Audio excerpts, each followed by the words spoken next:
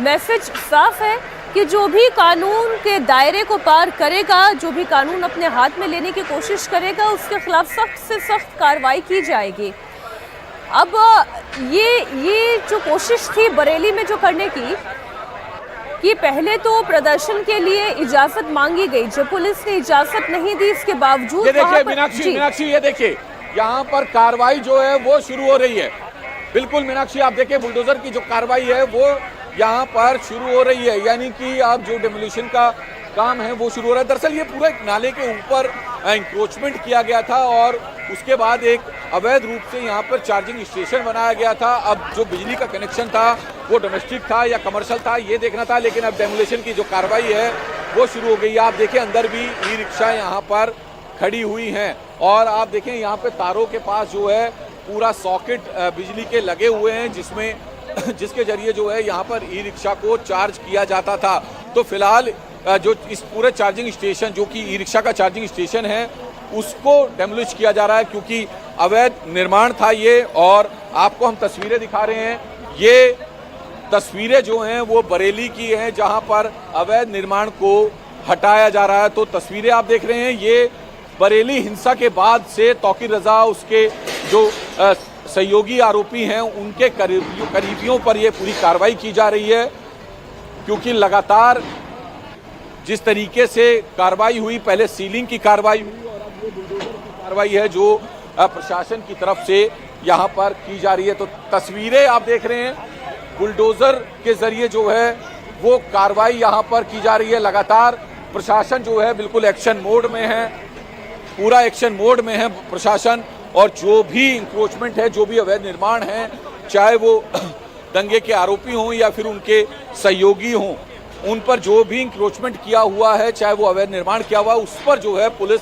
कार्रवाई कर रही है। तो ये एक चार्जिंग स्टेशन जो नाले के पास बनाया हुआ था और बाहर इंक्रोचमेंट किया हुआ था, रिक्शा खड़ी करके, जिससे लोगों को काफ़ी दिक्कतें होती थी, उनकी सहूलियत में खलल पड़ता था। अब उस पूरे एरिया को, उस पूरी जगह को जो है खाली कराया जा रहा है। तो बुलडोजर के साथ बरेली प्रशासन और पुलिस जो है दोनों ही इस वक्त एक्शन मोड में है। जी, तो लगातार तस्वीरें इस वक्त आप देख रहे हैं, बुलडोजर एक्शन शुरू हो चुका है। एक नाले के ऊपर अतिक्रमण करके यहाँ पर बकायदा ई रिक्शा स्टेशन बना दिया गया था, यहाँ पर उसके चार्जिंग की फैसिलिटी रखी गई थी, लेकिन बुलडोजर गरज रहा है और अतिक्रमण को तोड़ रहा है। ये तस्वीरें आप देखिए, बड़ी संख्या में पुलिस बल की मौजूदगी है और बुलडोजर चल रहा है। जिसने दंगा भड़काने की कोशिश की, जिसने मासूमों के हाथ में पत्थर थमाए, उनके खिलाफ पुलिस का एक्शन हो रहा है, प्रशासनिक कार्रवाई हो रही है। और बुलडोजर एक्शन की एक ऐसी ही तस्वीर इस वक्त बरेली से आपके सामने हम रख रहे हैं। कुमार सोनू, हमने इस पूरे मामले में देखा कि परमिशन नहीं थी, लेकिन इसके बावजूद बच्चों के हाथ में पोस्टर थमा देना, फिर पत्थर थमा देना और सीधे पत्थरबाजी पुलिस के ऊपर करवा देना, यानी तैयारी थी किसी बड़े बवाल की, लेकिन पुलिस ने वक्त रहते इसे काबू कर लिया। और अब ये बुलडोजर एक्शन उन तमाम लोगों के लिए एक मिसाल बनेगा, एक सबक बनेगा कि राज तो कानून का ही होगा।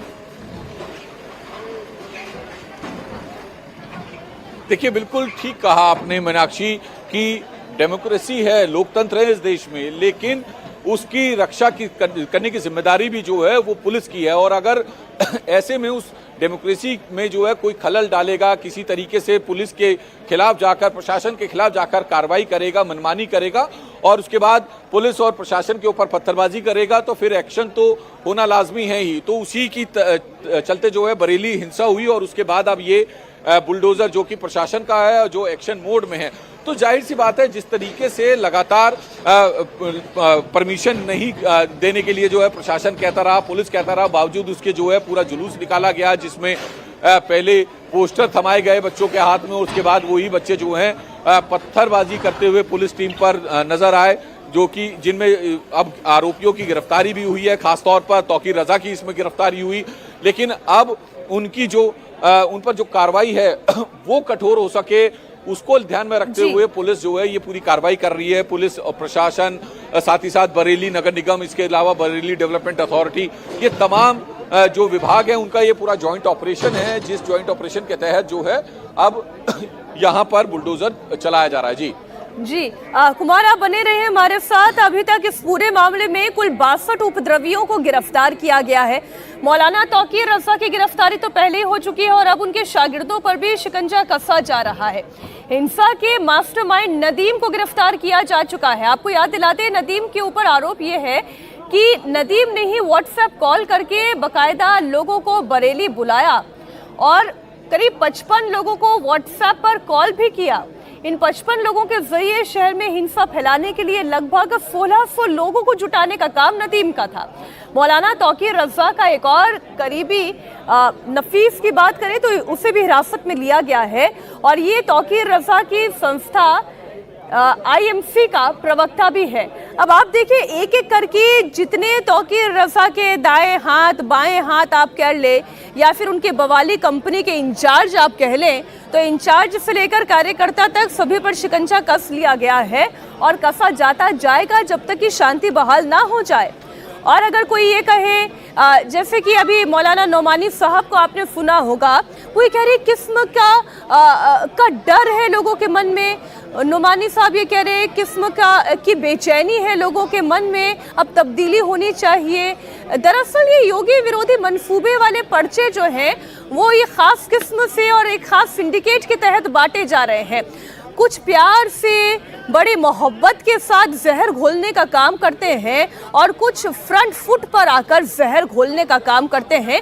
काम दोनों का एक ही सा है कुमार, काम एक ही सा है, बस तरीके और अंदाज से बयां अलग अलग हो सकते हैं। और इस मामले में जो बरेली में हुआ वो इसकी एक बहुत बड़े एग्जाम्पल के तौर पर देखा जा सकता है। जिस तरीके से लोगों को एकत्रित किया गया, उसमें छोटे छोटे बच्चे भी शामिल हैं, नाबालिग शामिल हैं। उनकी किस्मत में पत्थर रख देना, मौलाना तौकीर रजा ये काम नहीं कर सकते और ये प्रशासन उन्हें बता रहा है। देखिए, आपको मैं बताऊं मीनाक्षी कि पुलिस जब भी इस तरह का कोई जुलूस निकालना होता है या परमिशन कोई संगठन या कोई भी व्यक्ति मांगता है, तो उस दौरान जो है पुलिस और खास तौर पर LIU यानी लोकल इंटेलिजेंस यूनिट जो है तमाम जानकारी इकट्ठा करती है, गैदर करती है, जिसके बाद जो है पुलिस और तमाम जो संबंधित विभाग है वो एनालाइज करते हैं कि इन सब चीज़ों की परमिशन देनी चाहिए या नहीं। शायद पुलिस को इस बात का पूरा अंदाजा था कि अगर परमिशन दी गई तो जो जिला है बरेली जिला, उसका माहौल बिगड़ सकता है और वहाँ पे लॉ एंड ऑर्डर जैसी सिचुएशन बन सकती है, जिसके चलते जो है परमिशन नहीं दी गई।